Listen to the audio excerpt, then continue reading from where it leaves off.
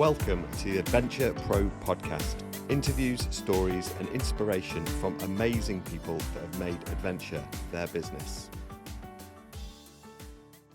Today's guest on the Adventure Pro podcast is Nick Reed. Nick owns and runs Pride Expeditions, offering gay-friendly adventures around the globe with his husband Rich, and is based in North Wales, just down the road in fact. I first met Nick whilst outdoor instructing in the Brecon Beacons in 2007, and we've been friends ever since. You can check out some of their fantastic expeditions, both in the UK and overseas, on their website, prideexpeditions.co.uk. But for now, welcome to the podcast, Nick. Let's start with how it all started for you working in the outdoor industry. So were you always interested in the outdoors from a young age? Hi, morning, Tom. I was lucky. My mum was really keen on kind of outdoor stuff in terms of horse riding and skiing. So I started off fairly young, having adventures. And I was also a member of the lifeguard club down in Barry in South Wales. So we had quite a few adventures, like beach adventures, I guess. Through that, it wasn't until I went to an outdoor education centre as a school child, age about 14. I went to Story Arms Outdoor Education Centre in the Brecon Beacons, and that's really how I got into, the climbing and kayaking, mainly through that.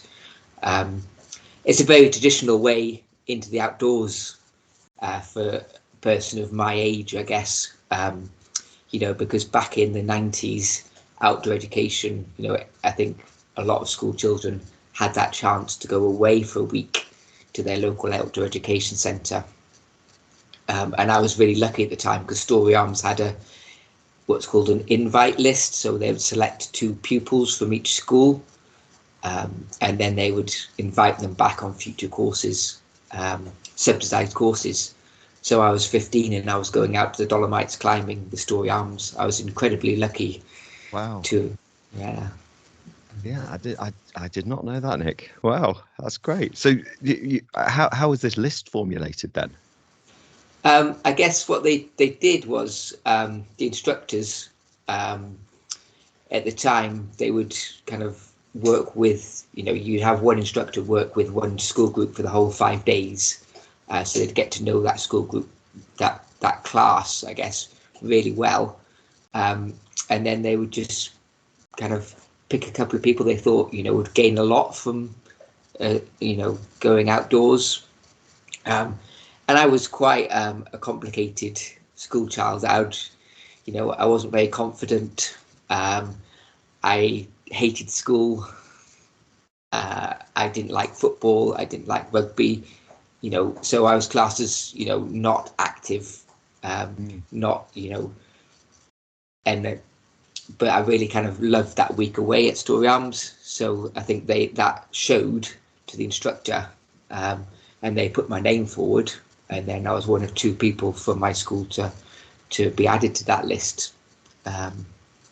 So I was just I guess it was showing my love of the outdoors just came through in that week.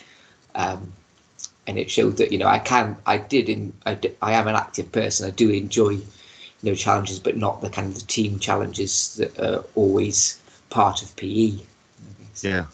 Yeah, sure. And then from there, then you left school and you've had these most amazing experiences in the outdoors. And then you went on, then did your sort of life as an instructor then start once you left school? So I remember 16 sitting down with a careers advisor, prior to leaving school, and I said to them, I want to be an outdoor instructor. Yeah. And they were like, no, that's not, there's no point in doing that. There's no career there. You want to be an electrician or a plumber. So it was kind of like, for me, it was like, hang on a minute. No, I'm not in, I'm not handy with that kind of stuff. I'm not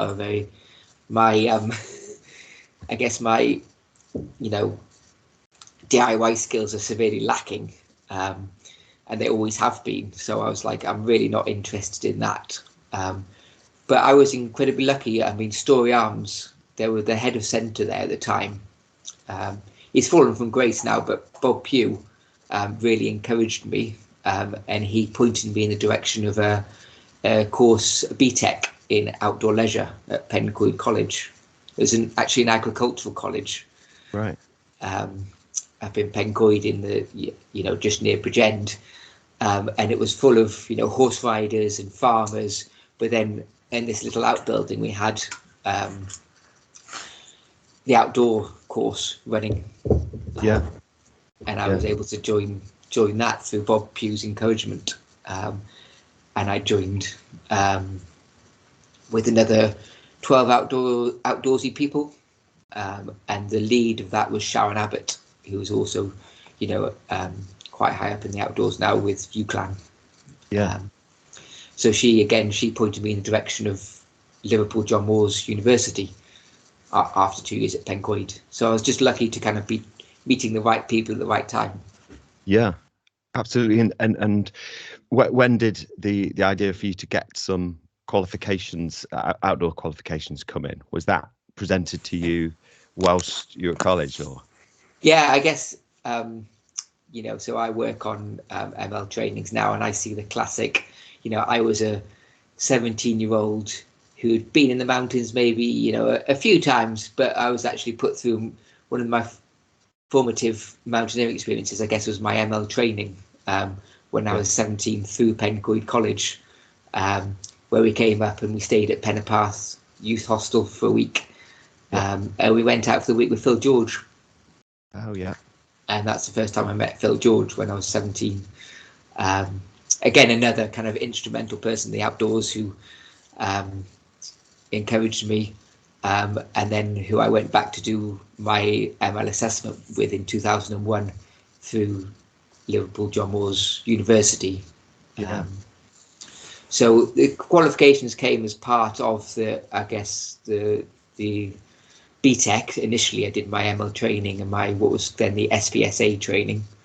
And then when I went to university at John Moores in the first or second years, because I went to John Moores as one of the more experienced people, I guess. So I'd already done my ML training, my SPSA training. So my first and second years at John Moores University, I did the assessments. Yeah. So by 2001, I'd done my ML assessment and my SPSA assessment. Right. And then what did it then look like regards to work? Did you then contact loads of companies, and then you began freelancing presumably at that point? So that was the time when World Challenge was really beginning to take off. Yeah. I guess, and I think it might have been just as I left university.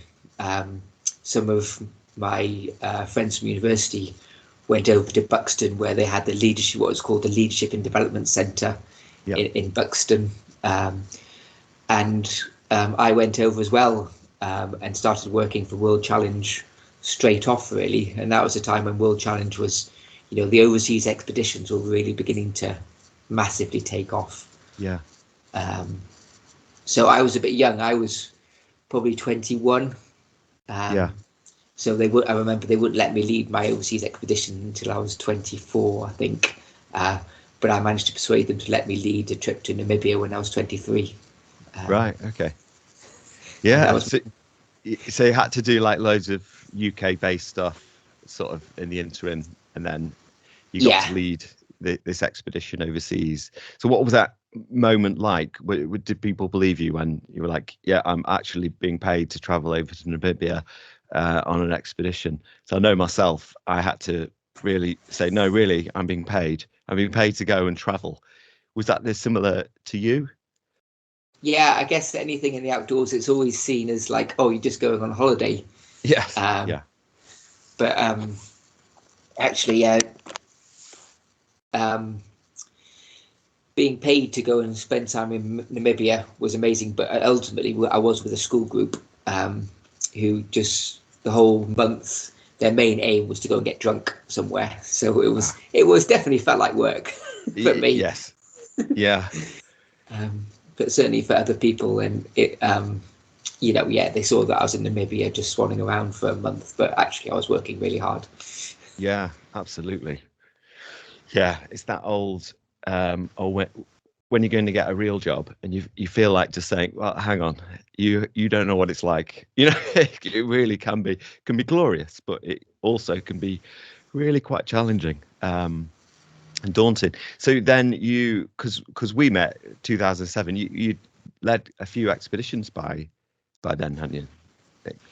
Yeah, so 2007. So I can't remember what year it was, but so I was working for UK, what was called UK Ops of World Challenge, UK operations, and then doing the month-long expeditions, normally in August. Yeah. I think by 2007, I was probably doing the shorter expeditions as well, to Croatia, to Iceland, maybe like week-long expeditions. Yeah. And that was probably around the time that World Challenge started breaking up into what was then Class Adventure, maybe. Oh, yeah. I think. Yeah. But I was certainly working for other people as well. But it was very much kind of, the Duke of Edinburgh work, and some World Challenge work. So. Yeah.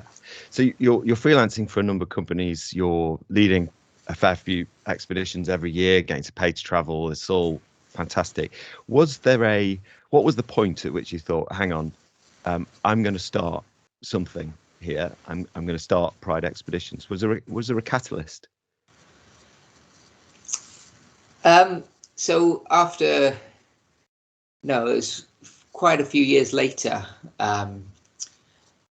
because I guess I struggled with the outdoors as a career in a way. I thought, because I came into the outdoor industry so young, at 18, 19. By 25 to 30, I kind of questioned whether that was my actual career, whether I wanted to stick at it. So I looked at a number of other options, becoming a police officer, kind of the traditional stuff that I guess outdoor people might then look at if they've been in the outdoors a while. What else could they do? Kind of paramedic stuff that a lot of outdoorsy people go to. I looked at a number of different options, and I wanted to join the Met Police.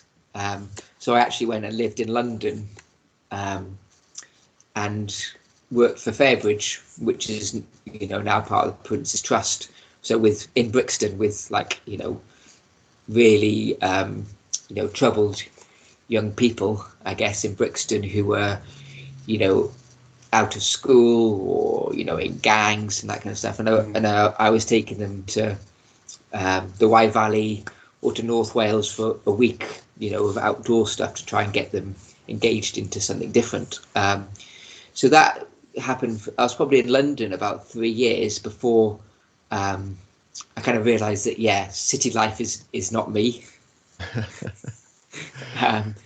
I didn't get into the Met. I got declined on some. I think it was maybe my maths GCSE because I didn't pass. So kind of, and then I kind of thought, well, is city life me? And I began to realise that I wanted to be more of a country person. I moved up to Manchester. I met my fiance then, Rich. Well, my husband now, Rich. Yeah. And then we moved over to North Wales together, and that's the kind of time when I started doing the higher level qualifications. So I then went on to my Winter ML, my MCI, IML, all that kind of stuff, and that's when I started Pride Expeditions. So it was quite there was some questioning, lots of questioning, and I guess that questioning, being in London, was my realization that I was gay, I guess. Right.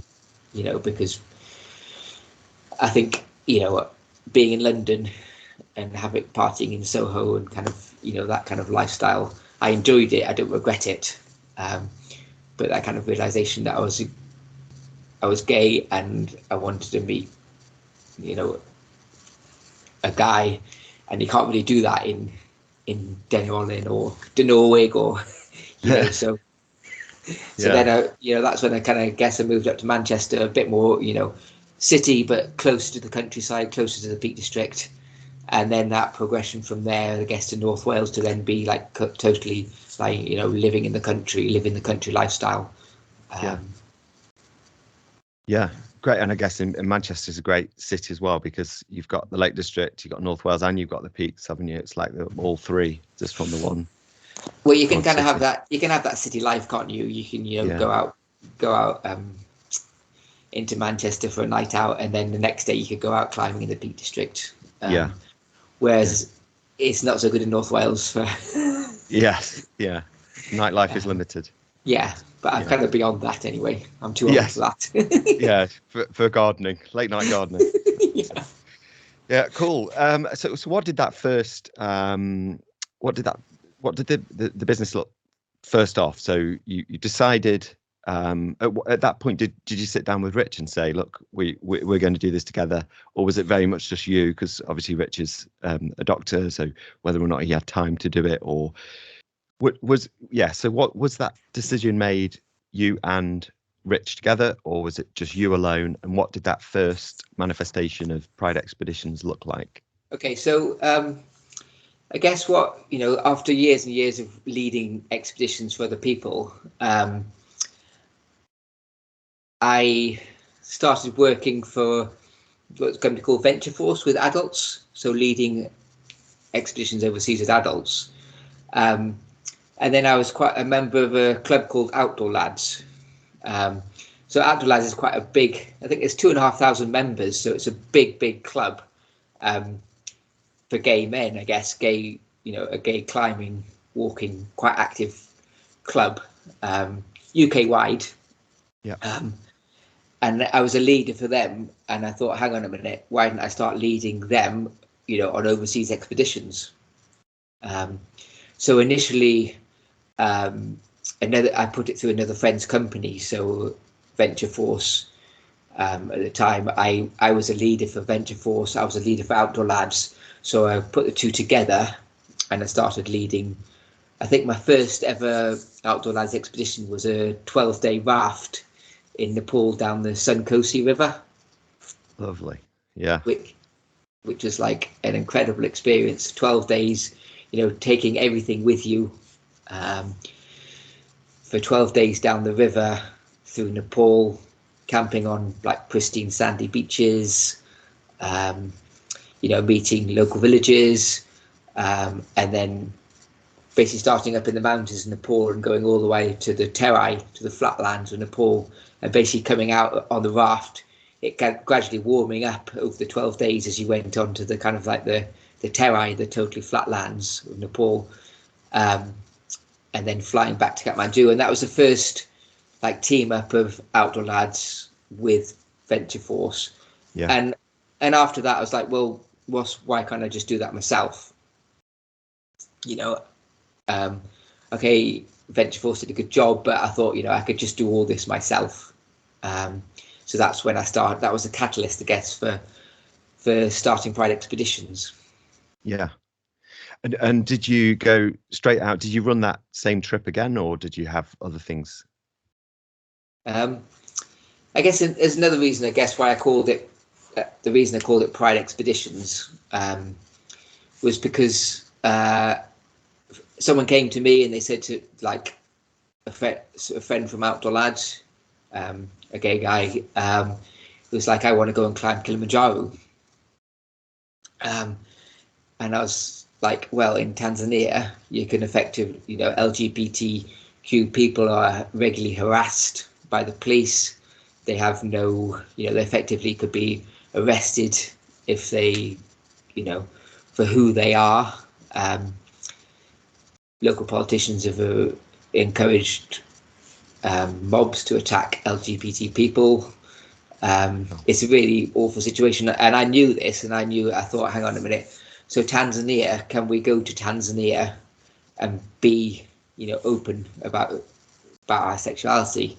And I thought, well, why not? You know, as a traveller who's bringing money, we can actually do something good here. So I thought, you know, I guess it came from the name of the Pride marches, who used to kind of, you know, be about, being open about who you are and being able to, promote that, LGBTQ people are just normal people. And,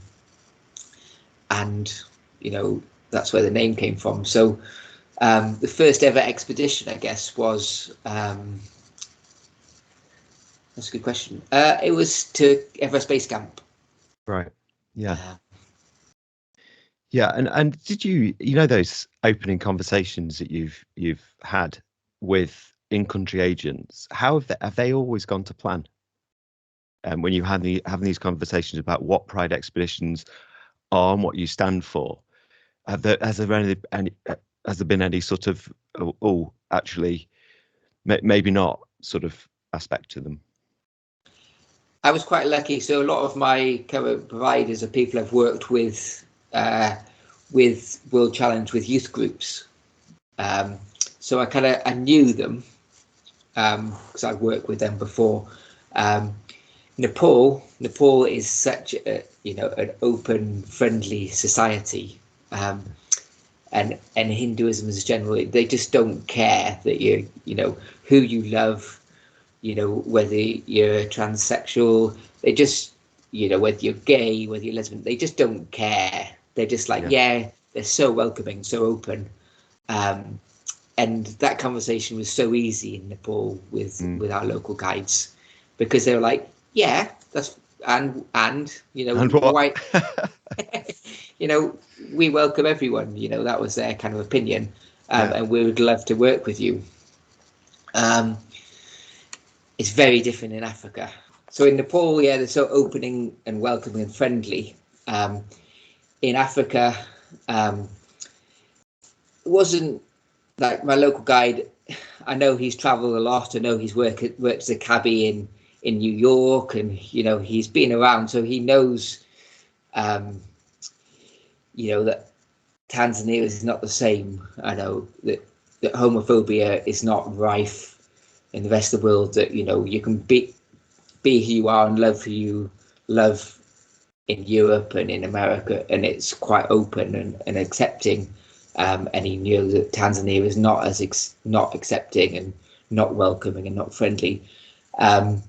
So when I said, look, I'll be bringing LGBTQ groups, he was like, yes, that's fine. I will support you. I will help you. But as long as you understand that in Tanzania, it's effectively illegal to be gay. And he was like, I would tell the head guides, I won't tell the porters, because they're not as educated, and they, and I was like, well, everyone's going to realise, you can't, we're not going to hide who we are. And he was like, okay, that's fine. I will be there and I'll support you and I will help you. But a lot of the time it's not a topic that was easily discussed. It was not like, it's quite awkward conversations, I guess. But, I love my guide. I've worked with him for years and years, and he is, he was as accommodating and as welcoming as he could be. But he was just wanting me to understand the situation in Tanzania and how it stood. Because I was going to be my next question, in fact, about the fact that if you have a head guide, but we're talking teams of 20, 30, 40 people, aren't we, on the mountain, particularly on Kilimanjaro. So having everyone on the same page must just be really a real challenge for the head guide and the guiding company. Did you have any instances? Have you had any instances over the years where you've had to, step in and have, go to the top guy and say, well, hang on, this is not what we agreed on? No, I guess you get a lot of really awkward conversations, particularly with porters, once they realise that it's a gay group they're dealing with. They ask questions like, if I say I'm married, they say, "What's your wife's name?" Or they they say, "Oh, you're not married, are you?" Like kind of assume you're not married because you're gay. So, and they don't understand that, you know, for them it's marriage and then children is just the way everyone lives. Yeah. You know, marries, you know, the opposite sex and then has children, and that's the way it works. And they couldn't get it around their heads that, you know, I was married to Rich and that's the way it was, and I was happy with that, and that's the way we live. I guess they weren't abusive, or it was just they couldn't get their heads around it. It was just it was really quite awkward, I guess. Yeah. I guess what changed that in Tanzania was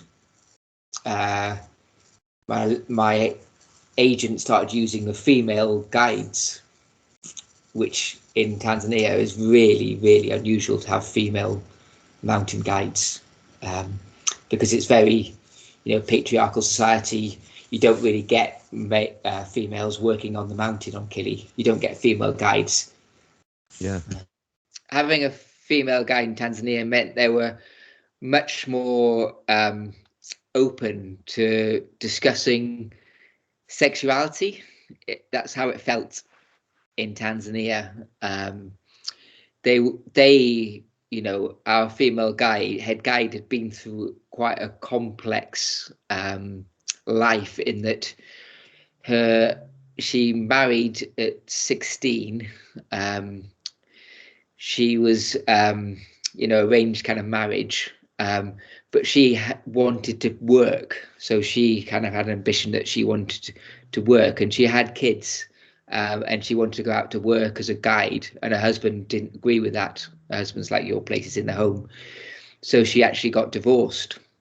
Wow. And remarried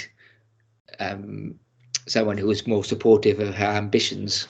So she had, you know, quite a hard time of life herself, because, like I say, in Tanzania, you know, it's very much men go out to work. It's very, you know, backward in terms of, you know, support for women and career development and that kind of thing. So she was totally open, and she was like, okay, is it okay? So the first question she said, is it okay if I call you gay? Because for her in Tanzania, like, it was a slur, I guess, to call someone gay was quite had all the negative connotations, I guess, that it had in the UK in the 90s, I guess.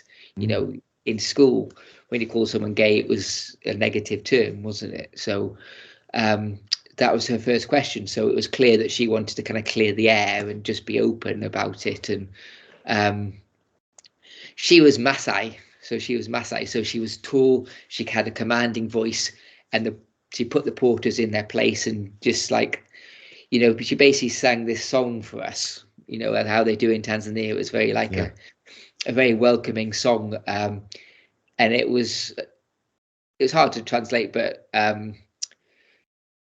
my head guide was like, where it's basically saying that everyone is welcome in Tanzania, whoever they are. It didn't say, you know, gay people or anything like that, but it was a song that was like welcoming song. And you know, that was really kind of like quite an enlightening. And I was like, this is, you know, Tanzania is maybe progressing and becoming, well, I don't know, it's becoming less homophobic. It's still a very homophobic country, but you know, it's a sign that things are changing when you start getting female guides. And when I went there in 2020, pre-COVID, there was a female porter as well, which is incredible. So do you think a lot has changed since you started Pride expeditions? Certainly in the UK, yeah. You know, people are a lot more accepting and liberal, and you know, they don't care about people's sexuality, gender, identity. You know, it's just everyone is welcome. It is definitely becoming more common. People are more educated. But overseas, I think it's still got a long way to go. there's a guy called, I don't know if you've read up on this, but there's a guy called the Pink Summitteer, who's is a Kyrgyzstani guy who's climbing all the 7 summits plus so extra mountains that he fancies.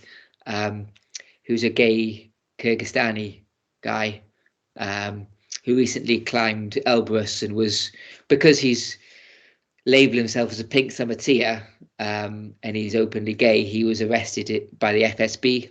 Wow. Not on Elbrus, but at the base camp of Elbrus, which is pretty remote.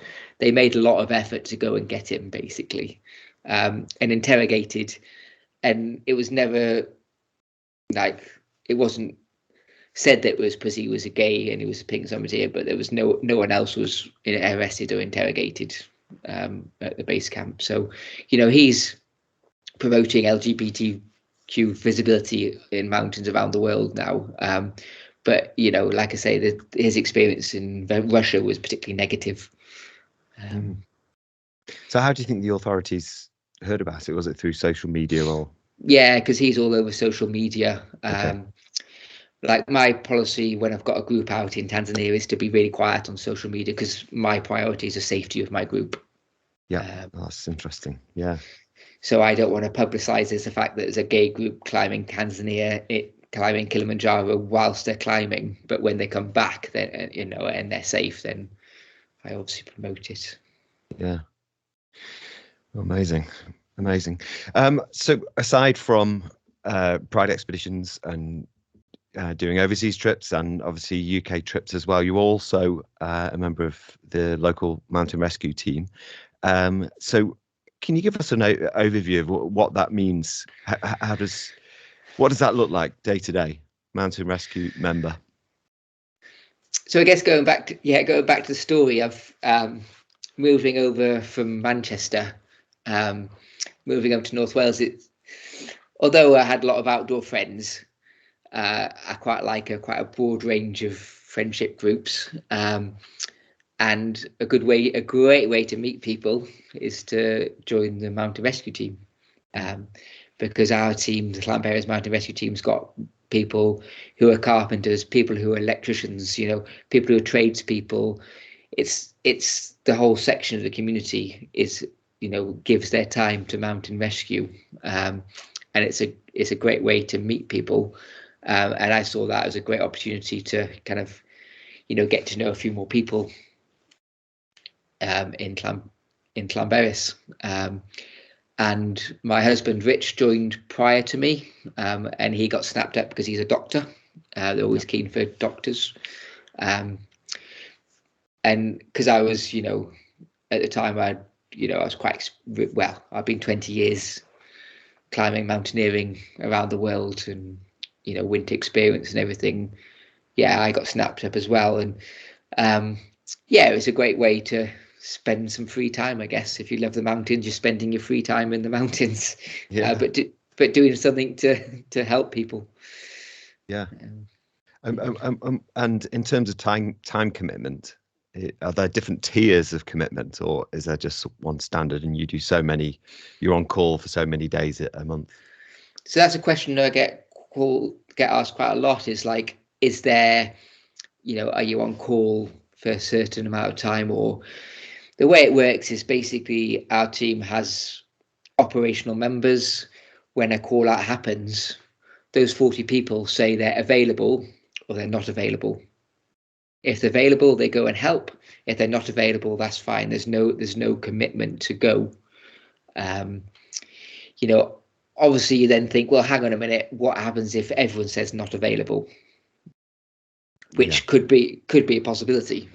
You imagine Monday morning in the summer when a lot of the outdoor people are working, the tradespeople are working. There could be a situation where there's very few people, and then I guess what would happen is, if it's a serious situation, it would be highlighted that it's a serious situation, and everyone would try and leave work if they could, and help. But in terms of time commitment, it's totally flexible as how much you give. Minimum requirements, you have to do, a minimum amount of rescues a year, but it equates to about once a month, really. once or twice a month, which is nothing.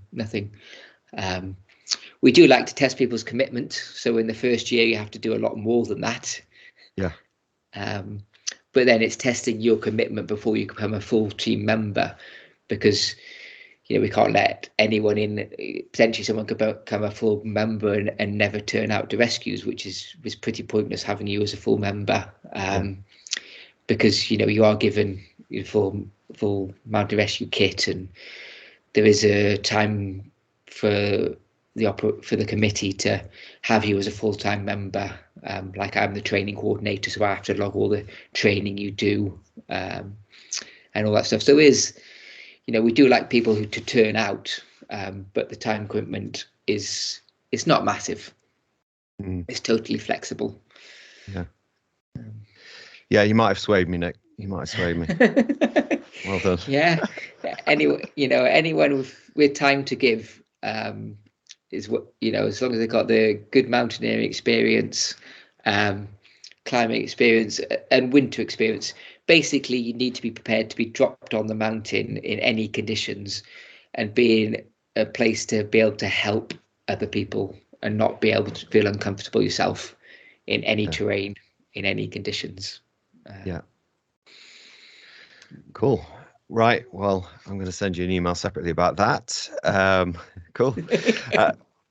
So I want to be respectful of your time, Nick. I really appreciate you taking the time. So at the end of each of the podcasts, I ask 3 questions to each guest. So the first question is, what piece of advice would you give to yourself 10 years ago? So I thought about that. So 10 years ago, I was well into my outdoor career. I guess 10 years ago, I was starting to question whether I wanted to do it for the rest of my life. And I think the advice would be that, it's well worth getting into the outdoors. It's a fun, rewarding career. It's not, as long as you're not there to make millions. Then, it's absolutely rewarding to stick with it and to continue all the way through your career. A lot of people maybe change their career halfway through. My kind of advice to myself would just be go for it. Do things you enjoy. Don't do things for money, but if you enjoy it and you enjoy the challenge, then just carry on going. Fabulous. Wonderful words of advice there. So question number 2 is, what valuable resource, so this could be a book, YouTube channel, piece of equipment, blog, podcast app, or other, can you recommend to help others following a similar path to you? I guess I'm a bit of a technophobe, like a lot of outdoorsy people. The thing that's helped me in my career the most has definitely been like networking. And I guess, networking now is done a lot over social media, but, back in the day, when it was instrumental people, like a lot of your listeners will know people like Phil George, centres like Story Arms, they were my network then. If you've enjoyed this podcast and want to hear the next one, please subscribe. Please share the podcast with your friends and followers. You can also find the Adventure Pro podcast on Instagram, Twitter, and Facebook @AdventureProPod.